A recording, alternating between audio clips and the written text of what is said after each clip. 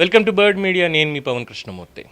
మేమేదో advertisement promotions గురించి ఓ number marketing వాళ్ళదని చెప్పి డిస్ప్లే చేస్తుంటే ఆ ఉద్దేశం నెరవేరకపోగా, డజంట్ మ్యాటర్, అది నెరవేరకపోగా గ్రీవెన్సెస్ ఎక్కువైపోయాయి.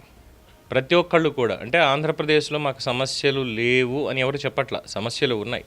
వాటిని తీర్చడానికి అధికార యంత్రాంగం పనిచేస్తోందా లేదా అన్నటువంటి పాయింట్ ఒకటైతే, ముఖ్యమంత్రి గారు ఇచ్చేటువంటి స్టేట్మెంట్లు దానికి విరుద్ధంగా అధికార యంత్రాంగం పని చేస్తూ ఉండడం అనేది చాలా షాక్గా ఉంది.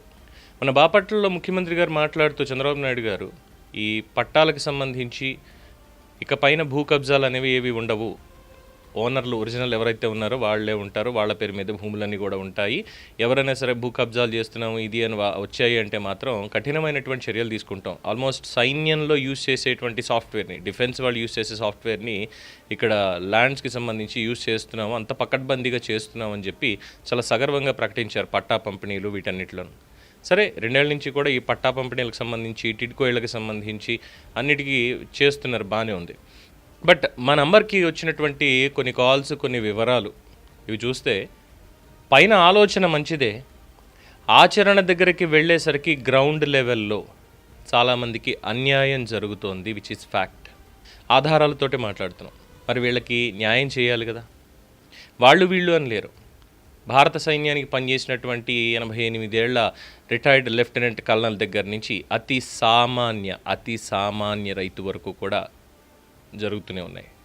దానికి సంబంధించి గతంలో కూడా ఒక రైతు అనంతపురం దగ్గర, ఆయనకి సంబంధించి చిత్తూరుకు సంబంధించి ఒక రైతు, అలాగే కృష్ణా జిల్లాకు సంబంధించినటువంటి మన లెఫ్టినెంట్ కల్నల్ ఆయన గురించి గతంలోనే కథనాలు చూపించడం జరిగింది.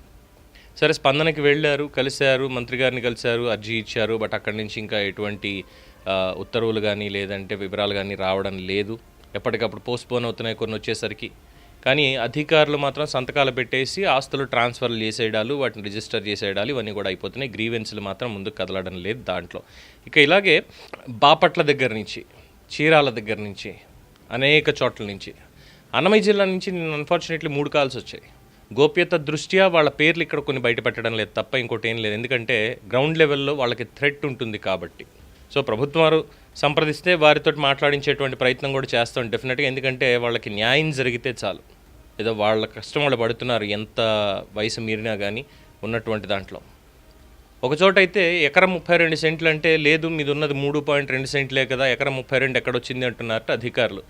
ఇంత చూస్తే 200 సంవత్సరాల నుంచి వాళ్ళ తాత ముత్తాతల దగ్గర నుంచి ఆ స్థలం వాళ్ళ పేరు మీదే ఉంది. దానికి వాళ్ళే హక్కుదారులు, వాళ్ళే దాన్ని అనుభవిస్తున్నారు, వాళ్ళే దాని మీద పన్నులు కడుతున్నారు, అన్నీ అవుతున్నాయి. కానీ ఇప్పుడు వచ్చి అధికారులు చెప్పేది ఏంటంటే, అబ్బే లేదు మీకున్నది 3.2 సెంట్లే అని. ఇలాంటివి ఎన్నో ఉన్నాయి. అలాగే అధికారులు ఏం చేస్తున్నారు అనేటువంటి దానికి ఇంకొక వాయిస్ కూడా నేను వినిపిస్తాను మీకు డైరెక్ట్గా. నమస్తే సార్, విఎంపల్లె ఎంఆర్ఓ విఆర్ఓ సర్వేరు మా పైన వేరే వాళ్ళకు మా పట్టా రిజిస్టర్ పేపర్లు ఉండే జాగా వచ్చేసి వీళ్ళు ఎంఆర్ఓ వాళ్ళు ఆయనకు వైఎస్ఆర్ పార్టీ తరపు ఉన్నప్పుడు వచ్చేసి వాళ్ళకి ఏదో టికెట్ పట్టానని చెప్పేసి వాళ్ళకు ఒక పేపర్ రాసి ఇచ్చేసి వాళ్ళ ఇది ఆక్రమించుకొని మా మీద పోలీస్ కంప్లైంట్ చేయడము. ఎంఆర్ఓ దగ్గరికి ఇప్పుడు వరకు మేము 100 సార్లు అయితే తిరిగినాము ఎంఆర్ఓ దగ్గరికి. వాళ్ళు మాకు ఏ దాని వల్ల ఇది చేయలేదు, కావాలంటే కేసు పెట్టుకోకండి అని అడుగుతున్నారు. మాకు ఏ దాంట్లో కూడా సంబంధం లేదు అని చెప్పి మాకు దౌర్జన్యం చేస్తున్నారు, మమ్మల్ని భయపడిస్తున్నారు. ఏమన్నా మాట్లాడితే పోలీస్ కంప్లైంట్ దౌర్జన్యము అని వస్తున్నారు. మాకు ఏ దాని వల్ల మాకు సహాయపడండి. కలెక్టర్ దగ్గరికి పోయినాము, కాలేదు. ఎస్పీ దగ్గరికి పోయినాము, కాలేదు. ఎవరి దగ్గర పోయినా కూడా వాళ్ళ మాటే మాట్లాడుతున్నారు. వాళ్ళు ఫోన్ చేస్తే ఎంఆర్ఓ వాళ్ళు ఎంటర్ అవుతున్నారు. మేము ఎంఆర్ఓ దగ్గరికి పోయినా కూడా మాకు ఎలాంటి సమాధానం ఇవ్వలేదు. కలెక్టర్ గారి దగ్గరికి వెళ్ళినా, ఎస్పీ గారి దగ్గరికి వెళ్ళినా కూడా వాళ్ళ సమస్యకి పరిష్కారం దొరకలేదుట. అవతల కబ్జా చేసినటువంటి పార్టీ ఎవరైతే ఉన్నారో వాళ్ళు ఫోన్ చేస్తే చాలు, వీళ్ళ స్థలంలోకి ఎంఆర్ఓలు, విఆర్ఓలు, సెక్రటరీలు మొత్తం అందరూ కూడా విత్ ఇన్ టైంలో వెళ్ళిపోతున్నారట. మీకు ఇక్కడేం పని, ఏం చేస్తున్నారు మీరు ఇక్కడ అని చెప్పడానికి. ఇది ఒక మైనారిటీ సోదరుడి ఆవేదన. అయ్యా దయచేసి మాకు న్యాయం చేయండి, మాకు ఏమైనా సహాయం చేయండి అని చెప్పి. చందోలు గ్రామం దగ్గర బాపట్ల ఇది కూడా ఒక మైనారిటీ సోదరుడికి సంబంధించినటువంటి ఆస్తి. ఆ ఆస్తితో అది మాత్రమే కాదు, ఆ తర్వాత వాళ్ళ అన్నగారు ఏ విధంగా మరణించారు, దానికి ఎవరు కారణమయ్యారు అని చెప్పి కంప్లైంట్ ఇచ్చినటువంటిది కూడా చాలా స్పష్టంగా ఉండింది. ఇలాగా ఆత్మహత్య చేసుకున్నారు, దీని మీద ఇది కావాలని చేసుకున్నది కాదు, ఇగో వీళ్ళు ఇలాగా ఇబ్బంది పెడుతున్నారు కాబట్టే అతను మరణించాడు, దాంతో ఇది హత్యాయత్నం కింద వస్తుంది, ఖచ్చితంగా హత్య కింద వస్తుంది, దాని మీద కేసు పెట్టి మాకు న్యాయం చేయండి అంటే కనీసం పోలీసులు కేసు కూడా తీసుకోవడం లేదు. చందోలు ఆ ఏరియాకి సంబంధించి పక్కన ఉన్నటువంటి ఏరియాలకు కూడా వెళ్ళినా ఏం చేసినా ఎవరికి చెప్పుకున్నా కూడా ఈ మైనారిటీ సోదరుడికి ఇతనికి కూడా న్యాయం జరగడం లేదు. ఇలాగా ఒక చోట కాదు, 2 చోట్ల కాదు, అనేక చోట్ల.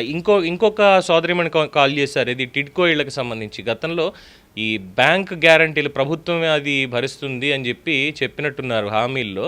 దానికి సంబంధించి బ్యాంక్ వాళ్ళు వచ్చి మీరు కట్టకపోతే మేము ఇది చేస్తాము అని చెప్పి వాళ్ళు నోటీసులు ఇస్తున్నారట.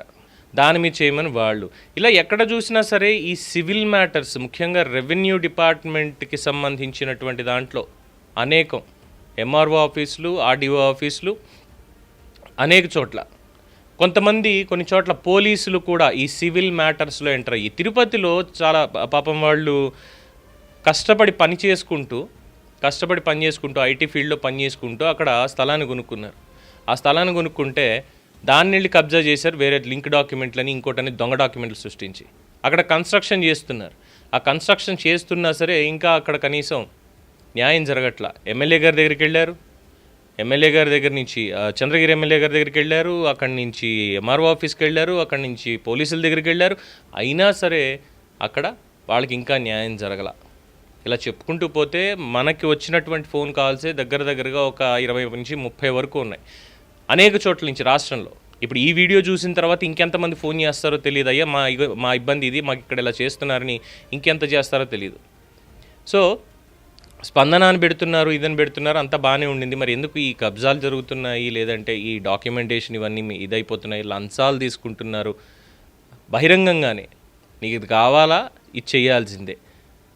తర్వాత నిన్న ఇంకొక ఆయన ఫోన్ చేశారు, ఆయన కర్నూలు దగ్గర నుంచి, ఎమ్మిగనూరు నుంచి ఫోన్ చేశారు. వాళ్ళ కొడుకులే ఇక్కడ మళ్ళీ ఆస్తి పంపకాలకు సంబంధించి వాళ్ళ కొడుకులే.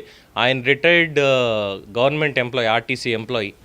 కొడుకుల్ని ముగ్గురిని వాళ్ళని చదివించి సెటిల్ చేసి పెద్ద స్థాయికి పంపించి వాళ్ళకి ఆస్తులు కూడబెట్టించి అన్నీ అయ్యి చర్మాంకంలో ఆయనకంటూ మిగిలిన దాన్ని కూడా ఇంకా కాజేసేయాలి అనేటువంటి తపనతోటి వాళ్ళు కూడా ఆఖరికి ఇచ్చేశారు. ఆయన ఎంత బాధపడుతున్నాడో. అంటే అధికారులు మేము న్యాయం చేస్తాము అని చెప్పేటువంటి వాళ్ళు ఎందుకని చెప్పి గ్రౌండ్ లెవెల్లో లాలూచి పడాల్సి వస్తుంది? దీనికి సమాధానం ఉంటుందా? కానీ పై స్థాయిలో ముఖ్యమంత్రి గారు మాత్రం చెప్పేటువంటి మాటలు ఎలా ఉన్నాయంటే చాలా కాన్ఫిడెంట్గా రాష్ట్ర ప్రజలందరికీ భరోసా నాది, ఎట్టి పరిస్థితుల్లోనూ మీకు ఎవరికి అన్యాయం జరగనివ్వను అని అంటున్నారు. కానీ ఆయన ఇచ్చేటువంటి ఆ హామీకి ప్రజలు యాక్సెప్ట్ చేస్తున్నారు. ప్రజలు హ్యాపీ, ఆయన ఇచ్చేటువంటి మాటలకి హామీలకి ప్రజలు హ్యాపీ. కానీ మా ముఖ్యమంత్రి గారు చెప్పినా కూడా పని అవ్వడం లేదు. ఇదిగో కింద అధికారులు ఇక్కడి నుంచి ఈ లెవెల్ దాకా మాకు కనీసం సహాయం కూడా చేయట్లేదు, పైపెచ్చు మాకే అన్యాయం జరుగుతోంది అని.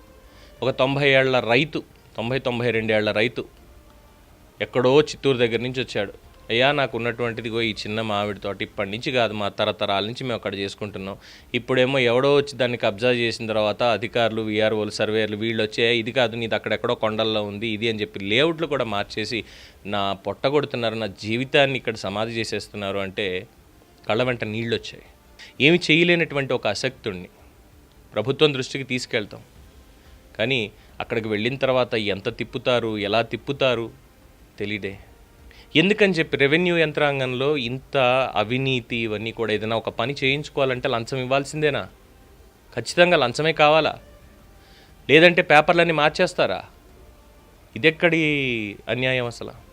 కేవలం ఈ 20 కాల్స్ నుంచి మాత్రమే మాట్లాడేది, ఇంకా ఎన్ని ఉన్నాయో తెలియట్లేదు. ఇది ఇప్పటి నుంచి కాదు, కేవలం కూటమి ప్రభుత్వంలోనే ఉందా అంటే అబ్బెబ్బే గత 5 ఏళ్లలో దీనికి మించి జరిగినటువంటివి ఉన్నాయి. వన్ టైం సెటిల్మెంట్ అన్న పేరుతోటి 20,000, 30,000, 40,000 వసూలు చేశారు. ఆ డబ్బులు ఎక్కడికి పోయాయో, ఎవరి జేబుల్లోకి పోయాయో కూడా తెలియదు. తర్వాత మీరు ₹1 ఇచ్చినా చాలు అని జగన్మోహన్ రెడ్డి గారు చెప్పారు. కానీ ₹1 కాదు, ఇస్తేనే ఇది చేస్తామంటూ వసూళ్ల పర్వానికి తెరదీశారు అప్పట్లో.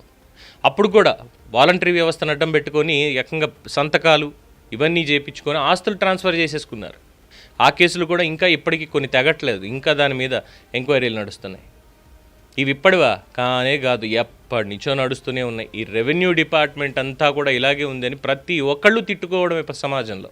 ముఖ్యంగా స్టాంప్స్ అండ్ రిజిస్ట్రేషన్స్, ఈ భూములకు సంబంధించినటువంటివి, అది వ్యవసాయ భూముల, నివాస భూముల ఏదైనప్పటికీ కూడా వీటికి సంబంధించి పనిచేసే దగ్గరకు వచ్చేసరికి మాత్రం అత్యంత లోపభూయిష్టంగానే ఉంది. అది ప్రక్షాళన జరిగి తీరాల్సిందే, జరగకపోతే ఏం మిగలదు అని కూడా చాలామంది ఇప్పటికీ వ్యాఖ్యానిస్తారు. సో పైన పెద్దలు ఎంత వరాలు ఇచ్చినా కానీ చివరికి వచ్చేసరికి ఈ సామాన్యులకి అవి వరాలుగా లేవు, శాపాలుగానే మిగిలిపోతున్నాయి. న్యాయం లేదు, అన్యాయమే మిగులుతోందని వాళ్లే బాధపడుతూ చేస్తున్నారు. సో దయచేసి ముఖ్యమంత్రి గారు దీని మీద ఒక స్పెషల్ డ్రైవ్ అనేది నడిపించి, ఒక జ్యుడిషియల్ ఎంక్వైరీ కూడా వేయించి, ఎవరెవరైతే ఎక్కడెక్కడైతే తప్పు చేస్తున్నారో వాళ్ళందరికీ కూడా శిక్షలు విధించేలాగా, ఈ అవినీతికి పాల్పడేటువంటి వాళ్ళ వెనకాల ఎవరున్నా సరే, ఆ లోకల్ ఎమ్మెల్యేలా, అక్కడ ఉండేటువంటి రాజకీయ నాయకులా, లేదంటే ఇంకా ఎవరైనా చేసేటువంటి వాళ్ళ ఎవరున్నా సరే దయచేసి వాళ్ళకి శిక్షలు పడేలా చేసి వీళ్ళందరికీ కూడా న్యాయం చేయాలి. ఇక్కడ ఒక హిందూ కాదు, ఒక ముస్లిం కాదు, ఒక క్రిస్టియన్ కాదు, మనుషులు మధ్యతరగతి, దిగువ మధ్యతరగతి మనుషులు, సాటి మనుషులు, ఎక్కువ చదువుకోనటువంటి వాళ్ళు, వాళ్ళకున్నదేదో ఆ పొలాన్ని పండించుకుంటూ లేదంటే దాంట్లో ఉండేటువంటి వాళ్ళు. పెద్ద ఆసరా ఉంటుందా అంటే పెద్ద పెద్ద కుటుంబాలు, పలుకుబడికల కుటుంబాలు కానే కాదు. కొన్ని ధనబలం ఉందా అంటే ధనబలం కూడా లేనటువంటి కుటుంబాలు, సాధారణ కుటుంబాలు. ఎవడడుగుతాడులే వీళ్ళని ఏమైనా చేస్తే? కబ్జా చేస్తే వీడేమైనా వచ్చి కొడతాడా? 70 ఏళ్ళు 80 ఏళ్ళ ముసలాడు వాడేం చేస్తాడు నన్ను అనేటువంటి బరితెగింపుతో కొంతమంది తిరుగుతున్నారు, ఇలాంటి కబ్జాలకు పాల్పడుతున్నారు. వెనకాల అధికారం అనేటువంటి అండ, లేదంటే రాజకీయ నాయకులు, అది ఏ పార్టీకి సంబంధించిన వాళ్ళైనా, వాళ్ళని అండ అని పెట్టుకొని ఈ దందాలన్నీ చేస్తున్నారు చాలామంది. దయచేసి వీటన్నిటి మీద కూడా త్వరితగతిన యాక్షన్ ముఖ్యమంత్రి గారు తీసుకోవాలి, స్పెషల్ డ్రైవ్ నడిపించాలి, ఈ డిపార్ట్మెంట్స్ మొత్తాన్ని కూడా ప్రక్షాళన చేయాలి. ఇది ఏపీలో ఉన్నటువంటి గ్రౌండ్ రిపోర్ట్. ఇది కేవలం శాంపిల్ మాత్రమే. ఒక అభివృద్ధి అనేది ముందుకు సాగుతోంది, సంక్షేమం ముందుకు సాగుతోంది. ఆ రెండు మాత్రమే కాదు సార్, ఇవి కూడా వీళ్ళకి కూడా న్యాయం జరిగితేనే అప్పుడు సంపూర్ణం. దీని మీద మీ అభిప్రాయం తెలియచేయండి. చూస్తూనే ఉండండి ది బర్డ్ మీడియా.